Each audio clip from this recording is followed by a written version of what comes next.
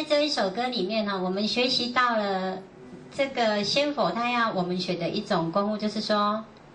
当我们跌断翅膀的时候，我们要学忍痛，因为修行就是要修一种功夫叫做忍，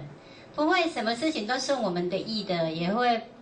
不如意的比如意的多太多了。但是我们要学会忍痛，